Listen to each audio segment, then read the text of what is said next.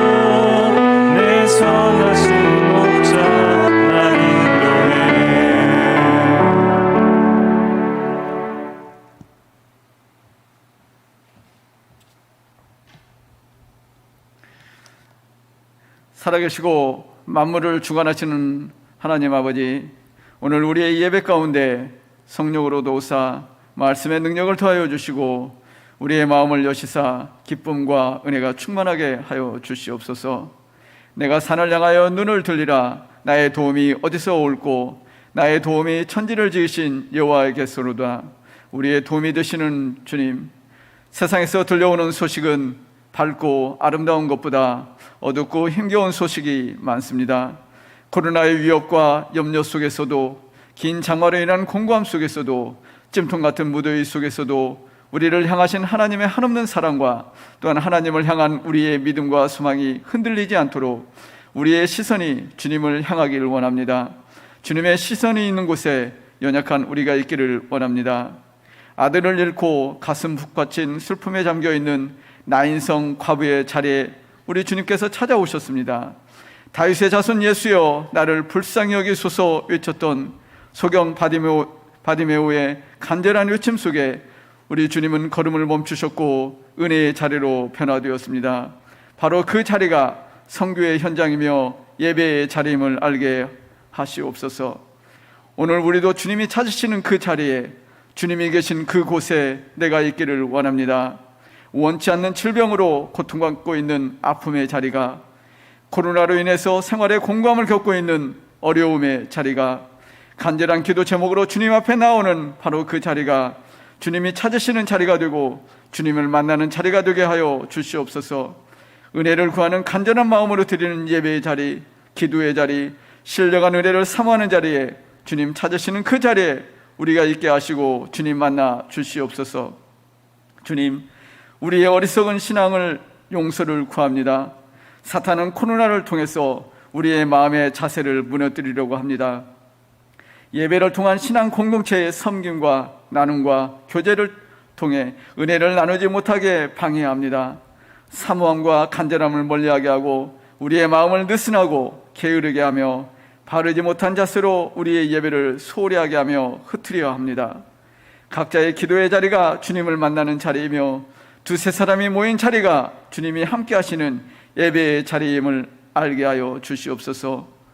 회복의 은혜를 베푸시는 주님, 실시간 예배를 통해서 드리는 예배 가운데 대면 예배를 금지하는 지금의 상황을 이제는 우리 자신의 어리석은 신앙을 돌아보며 언제 어디서나 계시는 천지의 창조주신 하나님을 대면하여 바라보며 내 신앙과 예배를 회복하라는 하나님의 뜻으로 바뀌어 없어서, 마스크를 착용하라는 것은 더 이상 상처를 주는 막말과 거짓말을 하지 말고 불필요한 말과 헛된 말을 줄이고 다른 사람의 말에 귀를 기울이며 주님의 음성을 들으라는 하나님의 메시지로 듣게 하옵소서.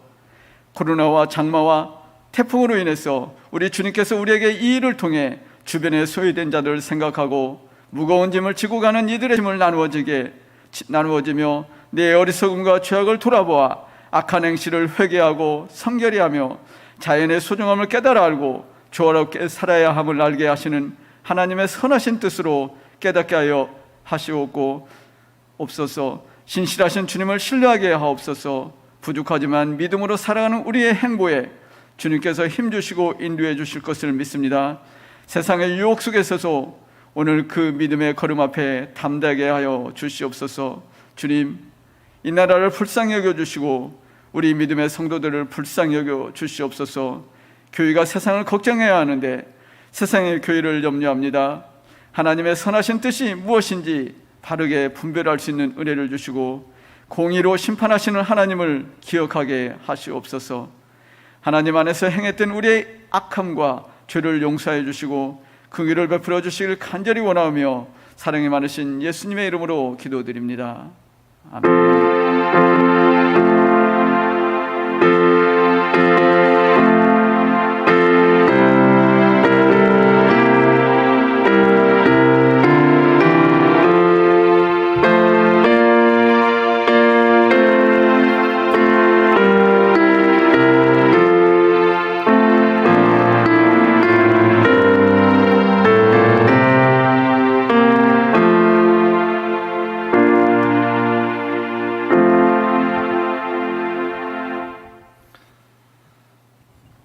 오늘 이 시간 우리에게 주시는 하나님 말씀은 성경 고린도전서 3장 12절부터 15절까지 말씀입니다.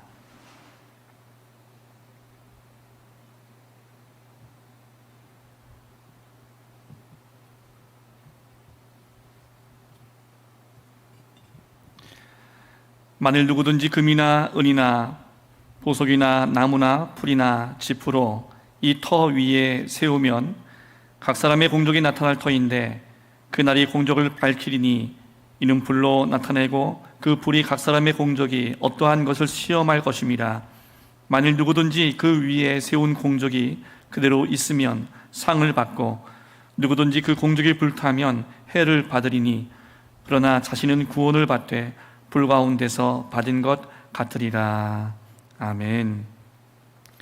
이 시간 사도신경으로 우리 이 시간 함께 고백하겠습니다.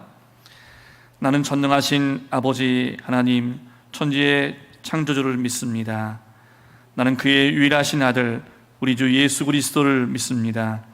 그는 성령으로 잉태되어 동정녀 마리아에게서 나시고 본디오 빌라도에게 고난을 받아 십자가에 못 박혀 죽으시고 장사된 지 사흘 만에 죽은 자 가운데서 다시 살아나셨으며 하늘에 오르시어 전능하신 아버지 하나님 우편에 앉아 계시다가 거기로부터 살아있는 자와 죽은 자를 심판하러 오십니다. 나는 성령을 믿으며 거룩한 공교회와 성도의 교제와 죄를 용서받는 것과 몸의 부활과 영생을 믿습니다. 아멘. 우리 시간 주시는 말씀을 함께 생각하면서 함께 주님 앞에 찬양드리겠습니다.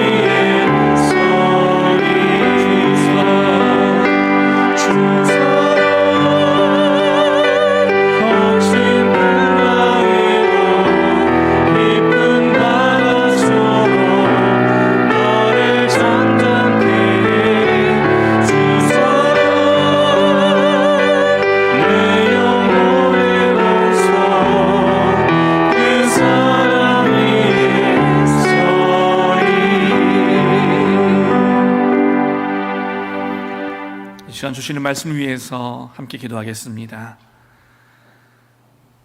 사랑의 하나님, 오늘 우리의 모습이 세상의 모든 풍파와 문제로 인하여서 위축되고 또 절망하는 모습이라 할지라도 이 시간 우리의 모든 모습을 주님 주신 말씀으로 인해서 다시 새롭게 해주시고 온전케 하여 주실 줄 믿습니다. 오늘 주신 말씀을 믿음으로 붙잡고 우리 주님께서 인도하시는 믿음의 자리에, 은혜의 자리에 굳건히 설 수 있는 저희 모두가 되게 하여 주옵소서. 모든 것을 주님께 감사드리며 예수 그리스도의 이름으로 기도 올리옵나이다. 아멘. 예, 오늘은 저희 교회 우리 많은 성도님들이 가정에서 실시간 온라인 예배를 드리고 있습니다.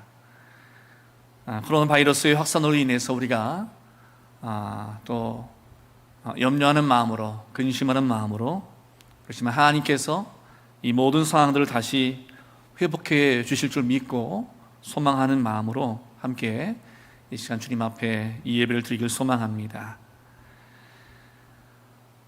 우리가 인생을 살면서 아무리 열심을 다해도 갑자기 찾아온 불행으로 인해서 모든 것을 다 잃어버릴 수 있습니다.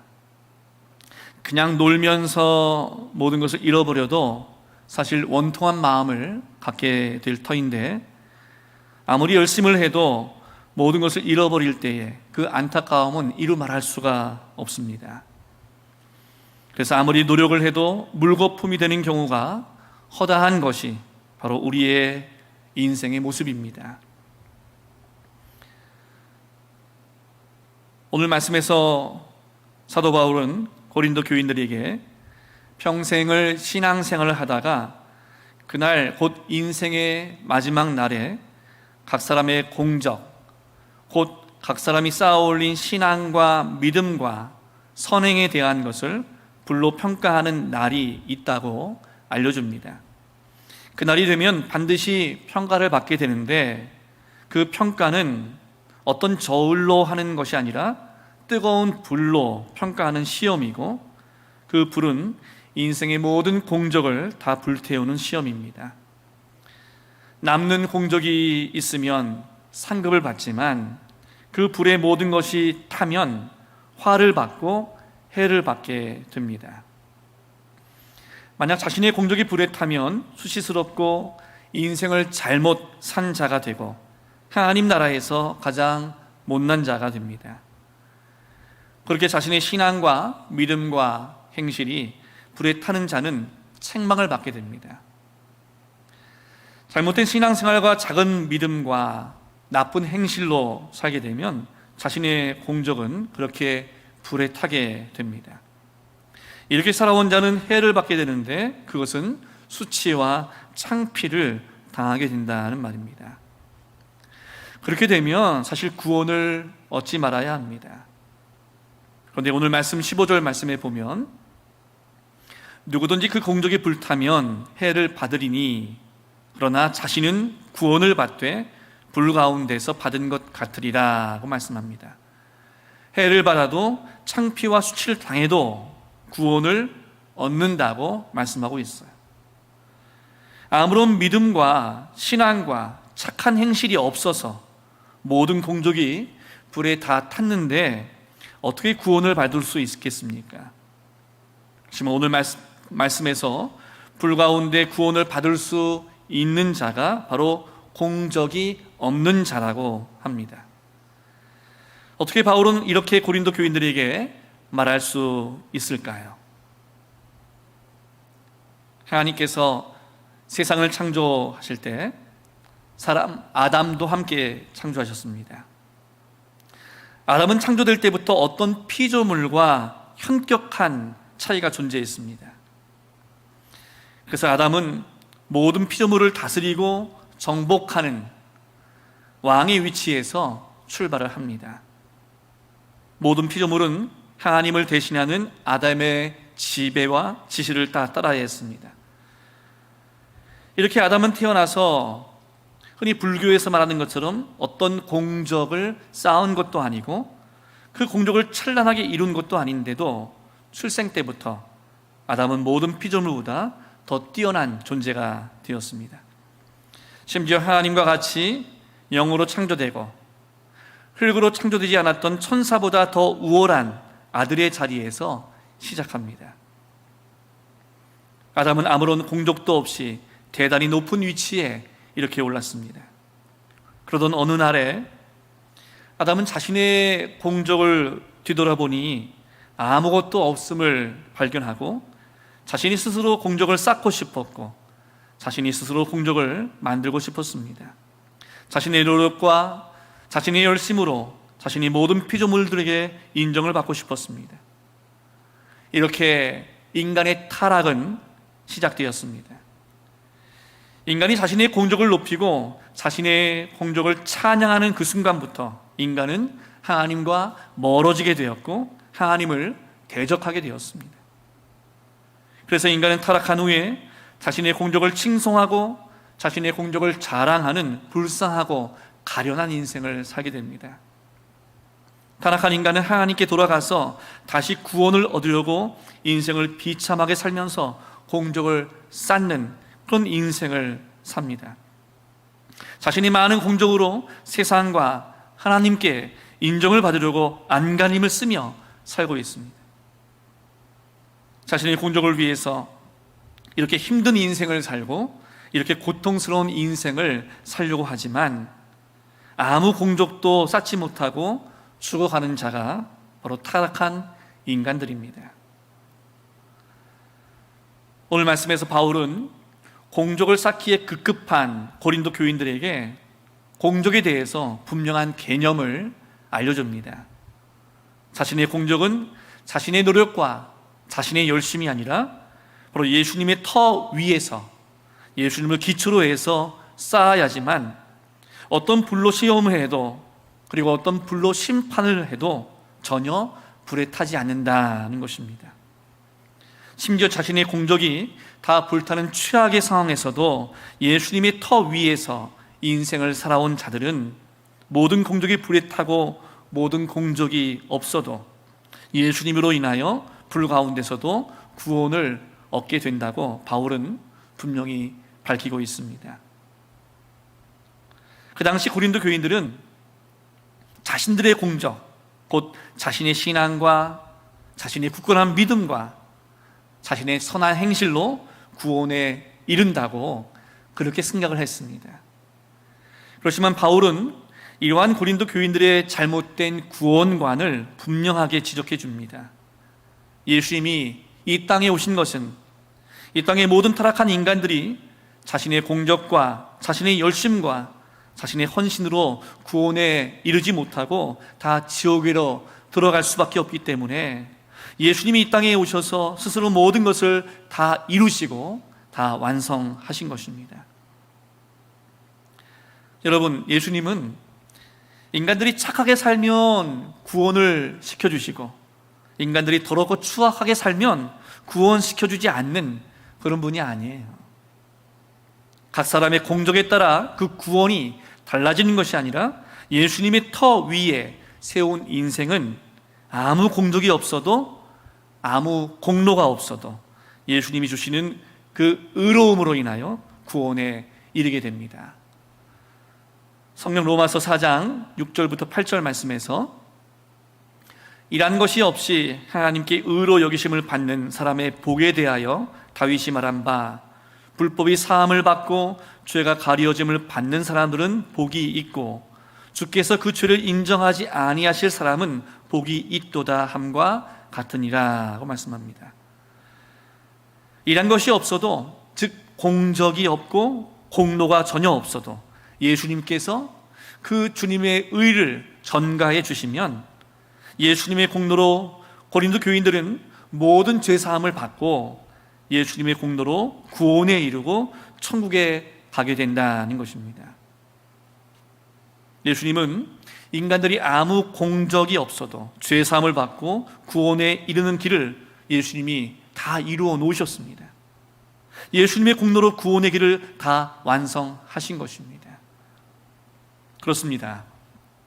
예수님은 신적 권능을 가지고 이 땅에 오셨습니다. 예수님은 인간의 공적과 인간의 공로에 의해서 구원을 판단하지 않으시고 예수님이 이루어 놓으신 구원의 터 위에서 모든 죄인들의 공로와 공적 없이 다 구원에 이르게 하실 수 있으십니다. 그렇기 때문에 예수님이 닦아놓은 구원의 터는 100% 완성된 구원의 길입니다. 예수님이 99% 역사해 놓으시고 인간의 1%의 공로가 필요한 것이 절대로 아니에요. 예수님은 구원의 일부를 이루신 것이 아니고 구원의 모든 것을 다 이루어 놓으셨습니다. 하나님의 신성과 하나님의 능력을 갖고 있는 예수님께서는 아무 공로 없는 타락한 인간들을 구원으로 이끌 수 있는 전능하신 하나님이십니다. 진리의 터 위에서 자신의 인생을 쌓아 올린 모든 자들은 비록 공로와 공적이 없어도 다 구원할 수 있는 분이 바로 예수님이십니다. 예수님은 인간들이 아무 공로가 없어도 구원으로 인도할 수 있는 것은 그 죄인들의 모든 죄악을 예수님께서 다 짊어지고 대신 죽으셨기 때문입니다. 예수님은 인간들에게 전혀 없는 공로와 공적을 쌓아주셨어요. 그렇게 하기 위해서 예수님은 인간의 모든 죄악을 다 짊어지고 대신 죽으심으로 인간들이 아무 공로가 없이 구원을 받을 수 있는 그 길을 열어놓으셨습니다. 그렇지만 예수님은 인간들을 위해서 그렇게 죽으셨지만 오히려 죄인으로 대접받고 자신의 죄로 죽는 자처럼 그러한 대우를 받으셔야 했습니다. 남을 위해서 죽는 자가 아니고 자신의 죄로 죽는 자처럼 심한 모욕을 주님은 당하셨습니다. 그 당시 이스라엘 종교 지도자들과 이스라엘 백성들은 예수님을 향해서 가짜 선지자이고 거짓말쟁이라고 그렇게 예수님을 비방하고 욕을 했습니다. 성경 마태복음 27장 42절 말씀에 그가 남은 구원하였으되 자기는 구원할 수 없도다. 그가 이스라엘의 왕이로다. 지금 십자가에서 내려올지어다. 그리하면 우리가 믿겠노라. 예수님은 자신도 구원하지 못하는 아무 공로가 없는 그런 죄인으로 취급을 받아서 십자가에 매달려 죽으셔야 했습니다. 인간들을 구원하기 위해서 하늘 영광을 다 버리고 이 땅에 오셨지만 유대 종교 지도자들과 백성들은 예수님을 당연히 죽어야 할 거짓 선지자로 그렇게 알았습니다. 그래서 그들은 예수님을 앞장서서 죽이는데 열심을 내었습니다. 남을 구원했다면 자신부터 구원해보라고 그들로부터 조롱당하며 예수님을 죽임을 당하셨습니다. 예수님께서 이 땅에 계실 때 구원에 대해서 가르쳐 주신 말씀들이 있어요. 마태복음 19장 23절부터 24절 말씀에 보면 예수께서 제자들에게 이르시되 내가 진실로 너희에게 이르노니 부자는 천국에 들어가기가 어려우니라. 다시 너희에게 말하노니 낙타가 바늘귀로 들어가는 것이 부자가 하나님의 나라에 들어가는 것보다 쉬우니라 하시니. 구약시대의 부자는 하나님의 축복을 받은 자를 의미한다고 사람들은 그렇게 생각했습니다. 그래서 그 당시에 부자는 신앙과 믿음에 대한 공로와 공적을 인정받아서 하나님께서 심령의 복은 물론이고 물질의 복까지 주셨다고 사람들은 그렇게 믿었습니다. 그렇지만 예수님께서는 전혀 다른 말씀을 하십니다. 아무리 공적이 많은 부자라고 할지라도 천국에 들어가기가 매우 힘들다고 주님은 말씀하고 계세요. 이 말을 들은 제자들은 축복을 받은 유대교 신자 중에 신실함으로 하나님의 축복을 받은 부자까지도 천국에 들어가지 못한다면 누가 천국에 들어갈 수 있겠냐고 너무나 놀랍고 당황스러운 모습으로 제자들은 주님께 반문합니다. 그때 예수님께서 대답하십니다. 그 뒤에 26절 말씀에 보면 예수께서 그들을 보시며 이르시되 사람으로는 할 수 없으나 하나님으로서는 다 하실 수 있느니라. 하나님은 인간의 선행과 공로가 없어도 다 구원시킬 수가 있다는 말씀이에요. 여기서 하나님의 역할이 바로 예수님의 역할입니다. 예수님은 선행을 쌓고 계명을 잘 지켜서 축복을 많이 받은 유대교 부자라고 할지라도 스스로 자신의 공로로 구원에 이를 수 없다고 말씀하십니다. 자신의 공로로 구원에 이르는 것은 마치 낙타가 바늘귀로 돌아가는 것과 같이 불가능하다고 주님은 말씀하고 계세요. 아무리 공로가 많아도 예수님의 공로가 아니면 천국에 들어갈 수 없고 구원을 받을 수 없음을 알려주시는 주님의 말씀입니다. 여러분, 구원이란 무엇입니까? 구원이란 자신의 공로가 아니라 예수님의 공로로 구원을 얻게 되는 것입니다. 인간이 쌓은 평생의 공로가 아무리 크다고 할지라도 그 공적과 공로로 천국에 이를 수 있는 구원을 얻게 할 수 없습니다. 인간의 공로가 아무리 크더라도 인간의 죄악으로 그 공로를 빼고 나면 사실은 마이너스가 되는 것이 인간의 인생이에요. 한 번 착한 일을 하고도 10번 거짓말을 하면 공로가 쌓이는 것이 아니고 공로가 오히려 마이너스로 줄게 되는 것입니다. 상급이 생기는 것이 아니라 징벌이 생기는 것입니다. 인간은 어떤 공로가 있어도 죄인이기 때문에 절대로 자신의 공로로 구원을 받을 수 없습니다. 인간이 자신이 공로로 구원에 이를 수 있다면 예수님께서 왜 이 땅에 오셨겠습니까? 구원이란 인간의 공로가 아니라 예수님의 공로로 인하여 그 구원을 얻게 되는 것입니다. 하나님 아버지께서는 인간들이 자신의 공로로 찬양과 존귀함을 받고 싶어서 하나님의 공로를 찬탈하고 빼앗으려다가 타락했지만 그 인간들이 구원에 이르지 못하고 비참하게 죽어가는 것을 보시고 예수님을 이 땅에 보내주십니다. 예수님을 보내셔서 예수님께 있는 공로를 인간들에게 전가시켜 주십니다. 하나님 아버지께서는 예수님의 공로가 인간들에게 전달이 되고 예수님으로 하여금 대신 인간의 모든 죄를 다 짊어지고 십자가에 죽게 하셔서 인간의 죄와 예수님의 공로를 맞바꾸셔서 예수님은 죽이시고 인간은 다시 살려주십니다. 이런 하나님의 은혜로운 계획이 없었고 이러한 하나님의 역사가 없었다면 전 인류는 공로가 없어서 다 구원에 이르지 못했습니다. 하나님 아버지의 이러한 끊임없는 사랑과 은혜는 아무 공로 없이 죽어가는 타락한 인간들을 살리셨습니다. 우리는 하나님 아버지의 그 큰 사랑과 은혜에 항상 감사하며 존귀와 영광을 돌리는 그런 인생을 살아야 할 것입니다.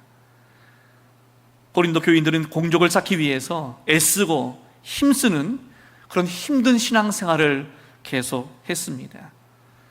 자신의 공적과 공로로 자신이 구원을 받는 줄 착각하고 열심히 자신의 공적을 쌓기 위해서 쉬지 않고 노력하고 있을 때 사도 바울은 복음의 핵심과 진수를 고린도 교인들에게 분명하게 알려줍니다. 우리의 공적이 예수님의 터 위에 있다면 예수님의 공로를 받게 되면 상급이 될 것이며 우리의 공적이 예수님의 터 위에 아무것도 없다고 할지라도 예수님으로 인하여 구원을 얻게 된다는 것을 사도 바울은 분명히 가르쳐 줍니다. 고린도 교인들은 신앙생활이 너무나 힘들고 기쁨도 없을 뿐만 아니라 자신의 공로와 자신의 죄악을 더하고 빼고 나면 아무것도 없는 비참한 교인이 된다는 끔찍한 두려움과 절망에 빠졌습니다. 그렇지만 이제 사도 바울의 가르침으로 인하여 자신의 공로가 없어도 예수님을 의지하고 예수님을 붙잡고 예수님의 인도를 받으면 된다는 그 진리 속에서 큰 평안과 기쁨이 찾아왔습니다.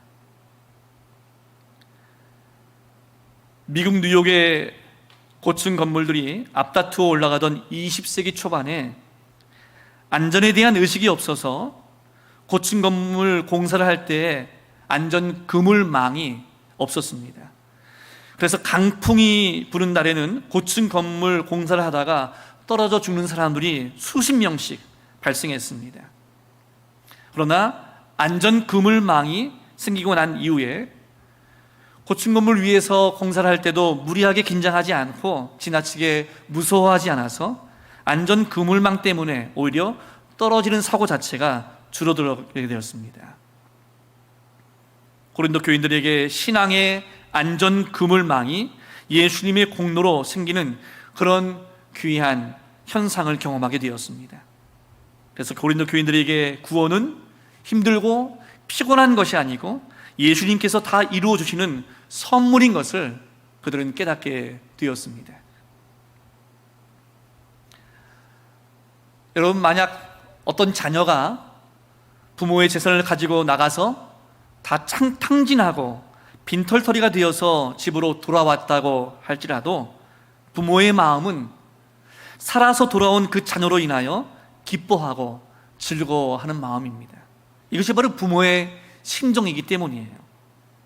모든 것을 다 잃어버렸다고 할지라도 자녀의 생명이 상하지 않으면 부모는 다시 시작할 수 있습니다.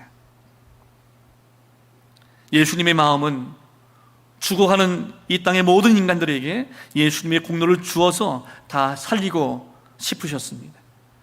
그래서 누구든지 예수님께로 오는 자는 예수님께서 주님의 그 공로를 무한정으로 주셔서 예수님 자신의 공로로 다 살아나도록 해 주셨습니다.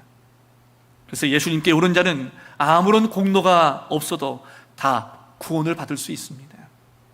그렇지만 예수님께 오기를 거부하고 예수님의 터 위에 서기를 거부하면 자신의 공로로 구원을 이루어야 하지만 에덴 동산에서 인간이 타락한 이후부터 어떤 인간도 자신의 공로로 구원에 이른 자는 한 사람도 없습니다. 예수님의 공로밖에 어떤 구원의 길이 없기 때문입니다. 여러분, 우리 성도들에게 어느 날 하늘의 평가가 시작됩니다. 그것은 모든 인생을 다 마친 후에 그 성도가 살아온 모든 것들에 대한 평가입니다. 이 평가는 불로합니다. 모든 공로를 불로 태워서 자신의 공적과 공로는 다 불에 타게 됩니다. 그때 불에 타지 않는 것만이 상급을 받을 수 있습니다. 불에 타지 않는 것은 성도의 공로와 예수님의 공로와 함께 합하여져 있기 때문입니다. 성도란 인생을 살면서 선한 공적보다 악한 공적이 더 많은 그런 존재일 수밖에 없어요. 오히려 성도가 착하게 산 것이 아니라 예수님이 착하게 살도록 인도하셨고, 때때로 착하게 살지 못하고 신앙으로 살지 못할 때에 주님은 불로 연단하시고 때때로 강하게 책망하기도 하시고 때때로 부드럽게 타일러서 성도는 예수님의 공로로 착하게 살 수밖에 없는 존재입니다. 그래서 예수님의 공로가 성도의 삶 속에 나타나면 그 성도의 공로는 어떤 불에도 타지 않습니다. 금도 은도 다 녹일 수 있는 아주 강력한 불이지만 예수님의 공로와 결합된 성도의 공로는 어떤 불로도 태울 수가 없습니다. 또한 성도의 공로가 없다고 할지라도 예수님이 그 성도를 위하여 죽으셨다면 십자가에 달릴 때 오른편의 그 강도처럼 아무 공로 없어도 어떤 착한 행실이 없어도 구원을 받을 수 있습니다. 그래서 성도에게 자신의 공로보다 예수님의 공로가 구원받을 때 너무나 중요한 것입니다. 성도는 자신의 공로로 구원을 받지 않고 예수님의 공로로 구원에 이르기 때문에 심판이 오기 전에, 죽기 전에 뜨거운 불로 연단하고 심하게 꾸짖고 책망하고 심한 고난의 길을 가게 하더라도 반드시 예수님을 붙잡게 해서 구원에 이르게 해주십니다. 바로 예수님께 붙잡힌 자가 바로 성도이기 때문입니다. 그렇습니다. 우리의 공로는 심판의 불이 나타나면 다 타게 되고 다 없어지게 됩니다. 어떤 인간의 공로와 공덕도 불에 타지 않을 것이 하나도 없어요. 인간의 모든 공로와 공적은 다 불에 탑니다. 그렇지만 우리의 모든 공로가 없어지고 공적의 흔적이 사라져도 예수님의 공로로 구원을 받기 때문에 구원을 이루어 주시는 그 예수님의 공로를 영원히 기억하고 예수님을 굳게 붙잡고 천국문에 이르게 되고 구원에 이르게 되는 것입니다. 우리의 공로가 남아있다면 그것은 우리의 선행이 아니라 바로 예수님의 터 위에 세워진 것이고 예수님이 우리 안에서 역사하시기 때문이에요. 예수님께서 역사하지 않으셨는데 기도할 자가 없고 믿음으로 나아갈 자가 없습니다. 우리가 기도의 공적을 쌓고 믿음의 공적을 쌓아도 결국 우리 안에 계신 예수님으로 인하여 쌓아진 공적이기에 불에 타지 않고 칭찬과 상급을 받게 되는 것입니다. 그래서 모든 공적과 공로는 다 우리의 것이 아니고 예수님의 것이 되고 예수님의 역사가 되는 것입니다. 그래서 우리는 부족하여도 우리는 공로가 없어도 구원에 이르게 됩니다. 여러분, 우리가 잘 아는 찬송가 493장 하늘 가는 밝은 길이라는 찬송에 이러한 내용이 있어요. 예수 공로 의지하여 항상 이기리로다. 나는 부족하여도 영접하실 터이니 영광 나라 계신 임금 우리 구주 예수라. 우리가 부르는 찬송가가 바로 이러한 고백입니다. 그러므로 우리는 자신의 공로를 자랑하고 드러내는 자가 아니라 바로 예수님의 공로를 드러내고 찬양하고 감사하는 자가 되어야 합니다.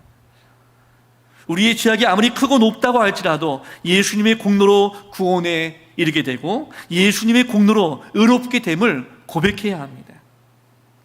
이제 우리의 남은 인생은 예수님의 공로를 외치고 예수님의 공로를 자랑하다가 구원에 이르는 인생을 살 수 있어야 되는 것입니다. 여러분, 자녀들에게 부모의 공로를 높이고 드러내는 그런 말을 하면 안 될 것입니다. 교회에서도 어떤 사람의 공로를 높이고 찬양하는 자가 되지 말고 오직 예수님께서 우리 교회에 어떻게 나타나시고 예수님께서 우리에게 어떻게 역사하셨는지 그 예수님의 공로를 깊이 생각하고 찾아서 발견하고 감사와 존귀와 영광을 돌리는 자가 되어야 합니다. 우리가 이렇게 예수님의 공로를 인정하고 고백하면 예수님은 우리의 어떤 죄악도 용서하여 주시고 우리의 공로가 없어도 천국으로 인도하여 주시고 우리의 공로가 없어도 날마다 만나를 내려주시고 홍해를 갈라주시고 앞뒤에서 우리의 인생을 호위하여 주셔서 우리는 언제든지 기쁨과 평안이 넘치는 인생을 살게 되는 것입니다. 자신의 공로로 사는 자는 심판의 불이 임할 때에 모든 것이 불타고 지옥으로 들어가지만 예수님의 공로로 사는 자는 심판의 불이 임해서 그 가운데서도 두려워하지 않고 예수님으로 인하여 빛난 천국에서 영원히 존귀하게 사는 그런 인생이 되는 것입니다. 자신의 공로가 아니라 예수님의 공로로 구원을 얻게 되는 이 놀라운 은혜는 여러분, 사실 우리가 아무리 들어도 잘 믿어지지 않고 아무리 들어도 정상적으로 잘 이해되지 않는 그런 말씀이에요. 자신의 인생을 돌아보면 내 자신의 더러운 죄악과 잘못된 인생의 모습으로 인해서 천국에 들어갈 자신이 별로 없고 구원받을 확신이 점점 사라지게 되는 것이 우리의 모습입니다. 이럴 때 예수님의 공로로 구원에 이르게 됨을 믿음으로 고백하려면 우리가 예수님께 먼저 나아가서 예수님이 어떤 분인지, 예수님이 어떻게 역사하시는지, 예수님이 얼마나 큰 권능과 은혜가 많은 분인지 정확하게 알아야 합니다.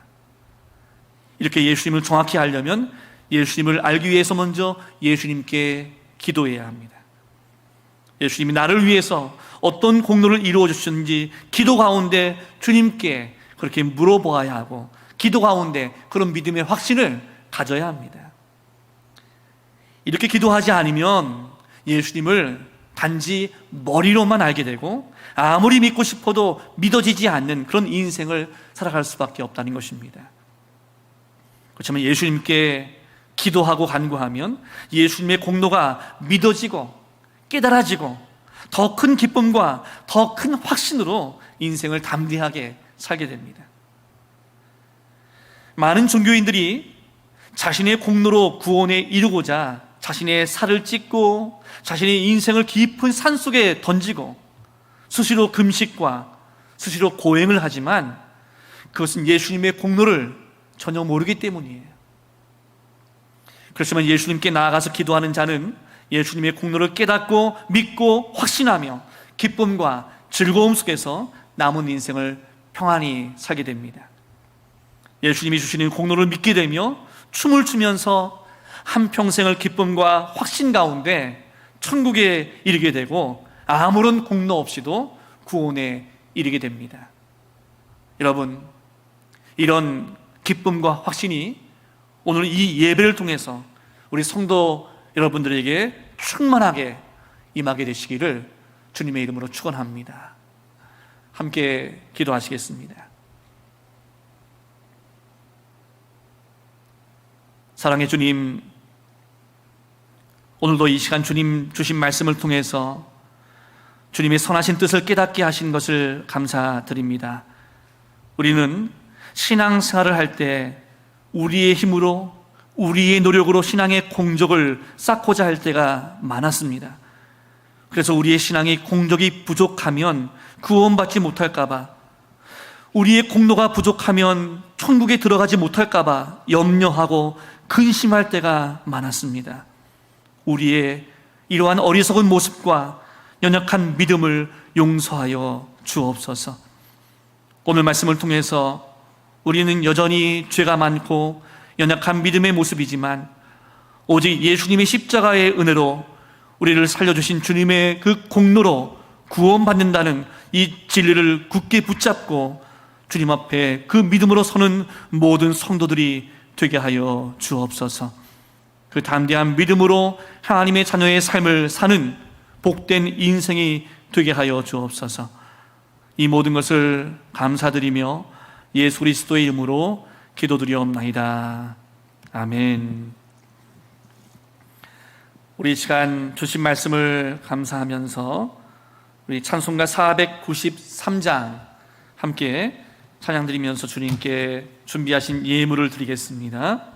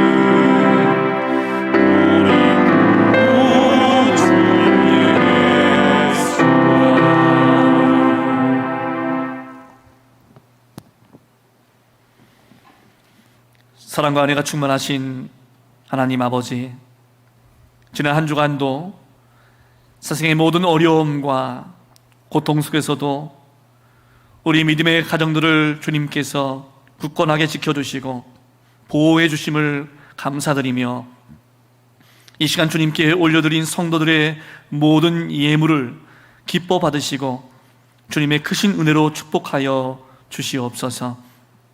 이 시간 주님께 기쁨과 감사함으로 예물을 드리는 자녀들의 모든 인생 가운데 주님이 주시는 회복과 치유의 은혜를 허락하여 주옵시고, 11조의 예물을 드리는 자녀들에게 우리 인생의 주인 되시는 하나님께서 주시는 풍성한 열매가 맺어지게 하여 주셔서 가정과 직장과 사업의 터전이 큰 복을 받게 하여 주옵소서. 그리고 오늘도 잃어버린 영혼을 향한 마음으로 드리는 선경험을 통하여 복음의 능력이 선교의 현장 곳곳에 나타나게 하시고 죽어가던 영혼들이 하나님께 돌아오는 은혜를 허락하여 주옵소서. 그래서 이 모든 예물을 드리는 모든 믿음의 가정들 안에 주님이 주시는 축복으로 늘 기쁨과 평강이 넘치는 역사가 있게 하옵소서. 이 모든 것을 감사드리며 예수 그리스도의 이름으로 기도드리옵나이다. 아멘. 이 시간 교회 소식을 알려드리겠습니다. 오늘 주일 1부, 2부 예배는 코로나19 상황으로 가정에서 실시간 온라인 예배로 드리게 되었습니다. 우리 다음 주일 예배에 대해서는 이번 한 주간 상황을 또 함께 지켜보면서 성도 여러분들에게 알려드리겠습니다.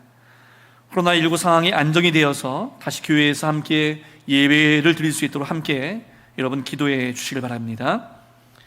앞으로 계속 실시간 온라인 예배 드릴 경우에 참여하는 방법을 다시 한번 말씀드리면, 먼저 주일 오전에 전송되는 문자를 확인해서 들어오시면 실시간 온라인 예배에 참여하실 수 있습니다. 그리고 북문교회 홈페이지에 팝업 창을 확인하셔서 또 함께 할 수 있겠습니다.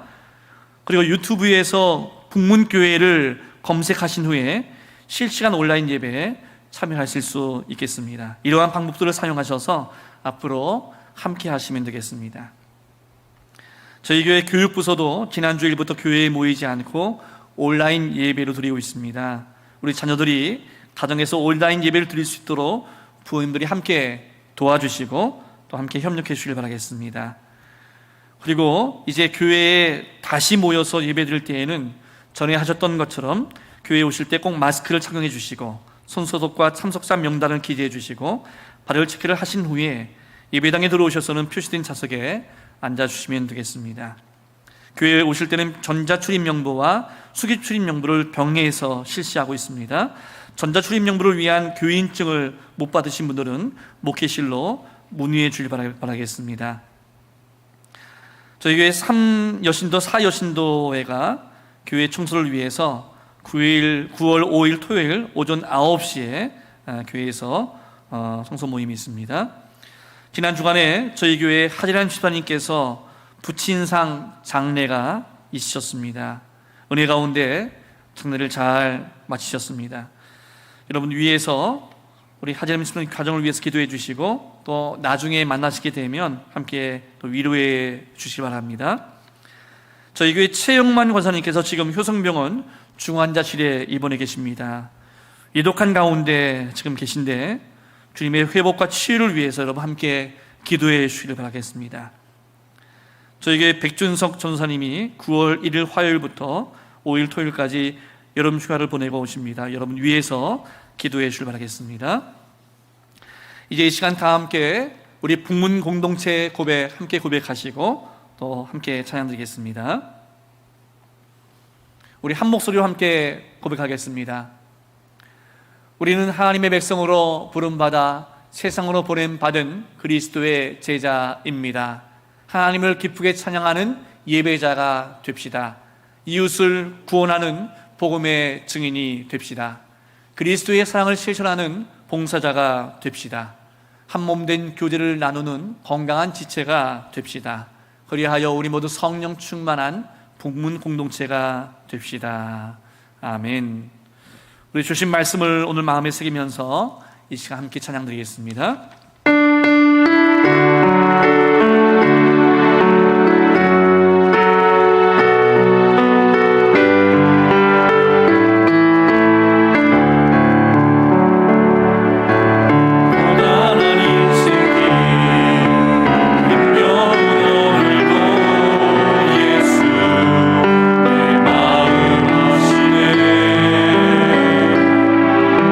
지나가다 불고